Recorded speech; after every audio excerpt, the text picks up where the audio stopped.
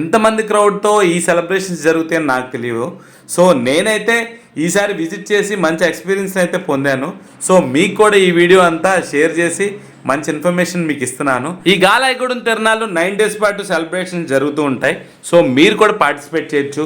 ఏలూరు చుట్టుపక్కల ఉన్న వాళ్ళందరూ కూడా వెల్కమ్ చెప్తాను.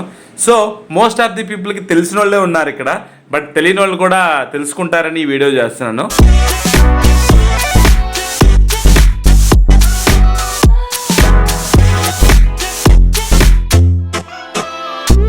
ఈ గాలాయగూడెం తిరణాల్లో నాకు బాగా నచ్చిన విషయం ఏంటంటే లైటింగ్తో బాగా అట్రాక్ట్ చేశారండి.